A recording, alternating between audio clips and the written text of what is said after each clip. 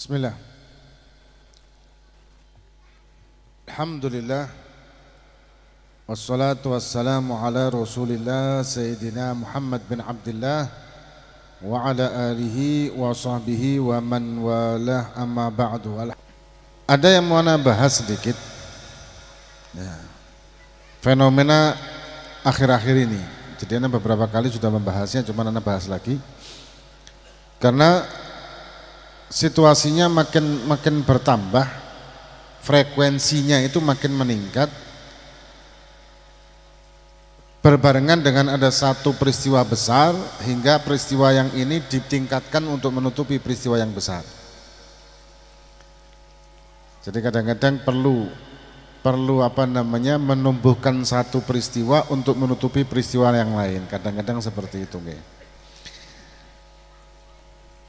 Fenomena sekarang ini terutama di media sosial, bahkan sudah mulai di majelis-majelis tertentu, termasuk di Malang Kabupaten juga sudah mulai adanya omongan-omongan yang menyatakan bahwa Ba'alawi itu palsu, Yahudi, bahkan omongan-omongan lebih dari itu, keturunan Fir'aun lah, apalah macam-macam. Intinya begini, kita ini tidak ngemis-ngemis untuk diakui, ya. Ente orang mau percaya, mau enggak, itu tidak ada masalah. Cuman yang masalahnya adalah provokasinya. Tentang penyataan bahwa Ba'alawi di Indonesia itu palsu sudah dibantah dengan ilmiah.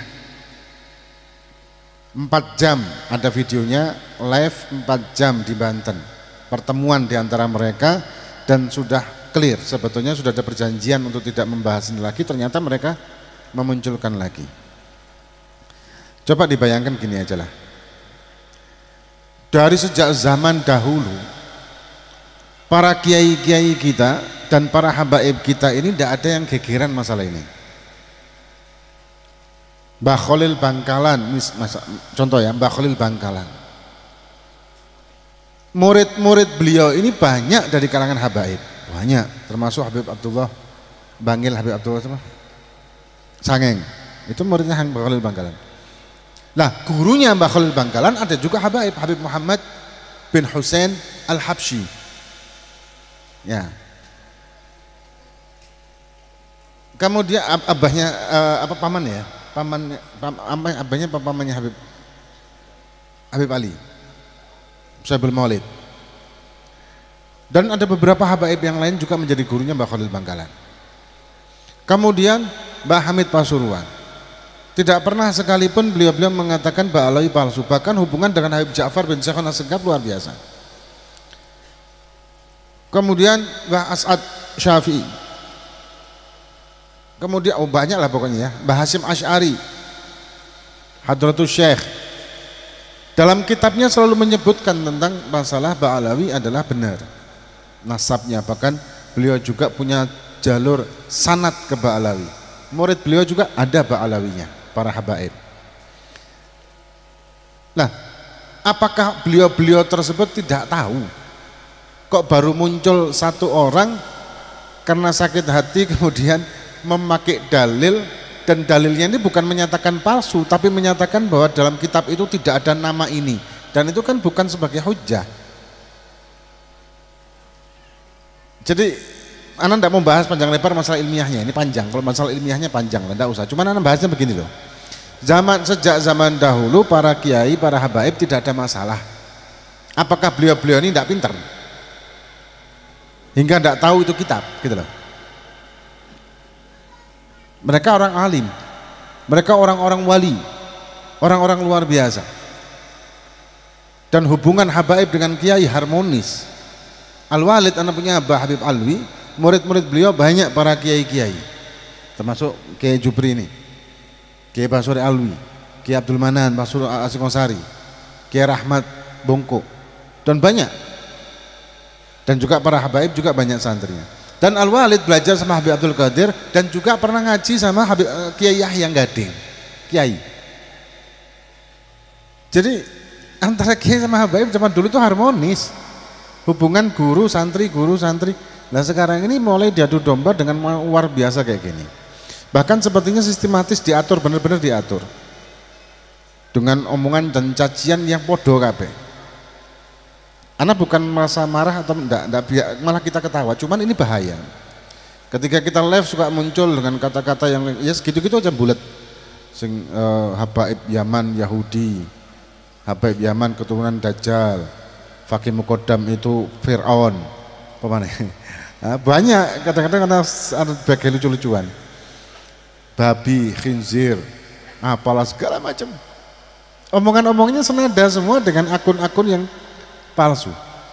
Nah kemudian ada juga yang gerilya ke majelis-majelis dan banyak yang menerimanya seolah-olah ini kebenaran, tapi itu memecah belah. Yang menjadi masalah begini loh, ketika ada seseorang yang kita cintai, ya seorang kita cintai, misalkan di sini santrinya Habib Alwi kebanyakan, baik langsung maupun tidak, pasti cinta dengan Habib Alwi, ya. Kemudian beliau ini dicaci maki oleh orang, kira-kira panas napa mboten? Panas. Pasti itu wajar. Pasti panasnya, pasti ngamuknya. Manusia ini punya hawa nafsu dan punya apa namanya? Sifat dalam nafsu ini ada marah juga. Yang tidak terima ketika direndahkan, apalagi yang direndahkan adalah orang yang dia cintai. Para habaib-habaib dicaci maki dengan dajjal, iblis lah apa segala macam. Marahlah pasti masyarakatnya. Terus kemudian ada orang-orang yang diprovokasi mengatakan bahwa ini kita ini harus ditipu lah, inilah segala macam, budak Yaman lah apa segala macam. Akhirnya dua kelompok ini akan berseteru. Bisa terjadi perpecahan. Terus tujuannya apa? Perpecahan, padahal kita ini sejak zaman dahulu para ulama kita ini sudah ingin mempersatukan. Berjuang dengan NKRI untuk mempersatukan dengan sekian banyak suku bangsa dengan sekian banyak suku di Indonesia ini dipersatukan menjadi satu kesatuan berkatnya para ulama, kiai dan juga habaib saling membantu, saling menguatkan. Terus mau dipecah belah dengan cara seperti ini. Jadi hati-hatilah menghadapi seperti ini. Dan juga kepada para, tanpa mengurangi rasa hormat kepada para pemimpin-pemimpin majelis, janganlah undang-undang orang-orang yang bisa memprovokasi. Apa maksudnya? Dan tujuannya apa? Yang lucu lagi begini, anak cerita ya. Ada orang yang mengaku keturunan Wali Songo. Kita percaya 100% Wali Songo itu dzurriyyah Nabi. Sangat percaya. Dari jalur Amul Fakih Muqaddam, dari jalur Alwi bin Ubaidillah bin Ahmad bin Isal Muhajir. Dari sejak zaman dahulu nasabnya sudah seperti itu secara banyak pendapat. Bahkan di Kesultanan Banten juga nasabnya nyambung ke Ahmad bin Isal Muhajir. Nah, mereka yang sekarang ini menafikan nasab ini, berarti otomatis menafikan Wali Songo juga. Nah, yang lucu orang-orang yang ngundang mengaku sebagai keturunan Wali Songo, tapi dia mengundang orang-orang yang menafikan nasabnya Wali Songo. Nah tujuannya apa kalau tidak adu domba? Tujuannya apa kalau tidak membuat masalah, provokasi? Jadi sekali lagi hati-hati. Kami bukan berarti kalau ngaku enggak, sama sekali enggak. Bagi kami ya, nasab ini bukan suatu kebanggaan. Nasab ini adalah suatu beban tanggung jawab, beban moral tanggung jawab.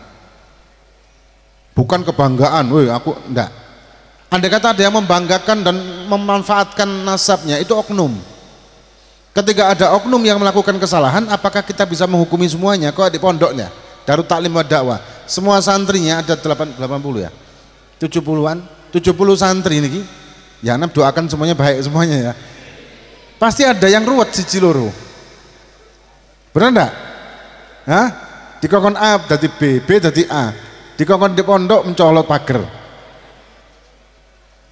Terus ketika antum semuanya ini ketemu arek pondok santri datwa, mungkin pakai seragamnya datwa atau apa jaketnya datwa ngoten niku, moro gak karuan di warung rokok ngoten niku. Apakah Anda mengatakan bahwa santri datwa itu berarti bejat kabeh? Apa seperti itu? Gara-gara satu dua orang. Ya moga-moga hidayah kabeh arek iki. Gara-gara satu atau dua orang apakah kita menghukumi semuanya? Kan enggak kan. Kalau kita menghukumi gara-gara satu atau dua orang kita menghukumi gebiah uyah ibaratnya, maka kita akan menghukumi orang Islam ini kalau sing bener. Kenapa? Di penjara orang Islam kabeh. Berarti Islam ini agama ajaran yang enggak bener. Rampok lah segala macam lah, koruptor lah, rata-rata Islam yang di penjara-penjara ini. Kan begitu. Kebiah uyah kalau jarene wong Inggris kan. Jadi hati-hati. Dan antum-antum ini kalau misalkan ada oknum-oknum poro duriyah niki yang melakukan kesalahan dan menjual nasab yang seperti itu, ya amar ma'ruf nahi mungkar wajib. Wajib hukumnya tetap, bukan malah digonggong ngoten mboten. Karena nasab itu merupakan beban tanggung jawab, bukan merupakan kebanggaan dan bukan untuk dijual belikan. Ya. Terus yang terakhir yang lucu niki wong-wong niki ya di medsos apalagi kalau kadang-kadang yang guyu. Orang-orang jahil semuanya. Misalkan ya ada contoh Sayyid Muhammad Al-Maliki itu merupakan duriyah yang benar. Karena dia adalah Sayyid bukan Habib. Duh. Terus komentar-komentar, iya kalau di sini tuh Habib itu pasti palsu, kalau Said enggak. Loh apa bedanya Said sama Habib? Hah?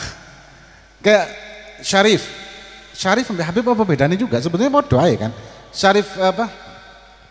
Syarif Hamid, Sayyid Hamid Al-Ghadri, ada juga mengatakan Syarif Hamid Al-Ghadri. Pontianak, Sultanan Pontianak yang menggagas apa namanya? Pancasila itu yang lambang Pancasila, ya kan? Di situ dikutuk lah kalau ini Habib benar. Kenapa? Karena bukan Habib gelarnya. Karena gelarnya bukan Habib. Lucu, kadang-kadang lucu. Tapi orang awam yang jahil yang tidak tahu ilmu kemakan. Iyo. Dek kene gelarnya gelar Habib kudu Sayyid. Berarti Habib palsu kabeh. Sing Sayyid sing bener. Padahal Sayyid itu ya Habib itu ya Sayyid. Apa bedanya? Hanya julukan saja kan, Habib itu julukan kepada Sayyid yang alim sebetulnya. Sing alim dijuluki Sayyid, apa sing Sayyid sing alim dijuluki Habib. Sing gak alim kayak kita ini julukannya sebetulnya Sayyid. Ono maneh? Habib itu tidak pernah haji. Kenapa? Gelon Habib. Apakah ada yang mengatakan menggelarkan Habib Haji Fulan? Gak ono kan?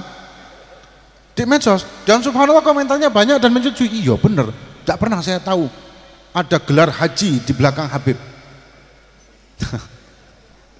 Wah, kadang-kadang lucu ngeten lagi, cuman ngeten loh, tadi yang kembali ke pertama, kenapa anda bahas ini? Karena sudah mulai panas.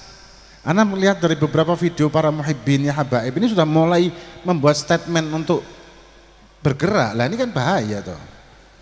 Kita tidak ingin kekerasan, tidak ingin perpecahan di sini. Jadi hati-hati, kita ingatkan kita jeneng-jenengan hati-hati. Kalau memang ingin nyari kebenaran, cari kebenaran dengan benar. Bukan delok di medsos-medsos ngoten niku sing gak jelas. Cari kebenaran, ayo. Buka-bukaan kitab ge monggo. Atau gak jauh-jauh, gampang aja. Ada 4 jam di YouTube ini bisa kita lihat di mana di Banten pertemuan ilmiah dan semua sudah kejawab di situ. Selesai sudah sebetulnya. Jadi intinya sekali lagi kami bukan apa-apa untuk mengatakan seperti ini, enggak, bukan takut gak diakui segala macam, tidak butuh pengakuan sih sebetulnya ngapunten ya. Kepinginnya cuma diakui sebagai muslim ngoten lho. Kemudian kami cuma ingin supaya ada persatuan di antara kita. Kami ingin supaya ada ketentraman dan kedamaian. Karena sudah mulai gejolak ini membahayakan sudah. Sudah bukan lagi di ranah online soalnya. Sudah di ranah di luar online dan ini bahaya. Ya memang repot gara-gara nutupi borok sing gede diciptakanlah luka yang kecil untuk nutupi borok sing gede tadi. Terus luka sing kecil ini apa caranya digedeno supaya cukup untuk menutupi luka yang besar tadi. Ya nggak perlu kita bahas lah, apa pasti ngerti kabeh insyaallah. Ya mungkin kita semua tetap diberi hidayah oleh Allah Subhanahu wa taala, tetap disatukan oleh Allah Subhanahu wa taala dengan mahabbah, cinta kita kepada Allah, cinta kita kepada Nabi kita Muhammad sallallahu alaihi wasallam.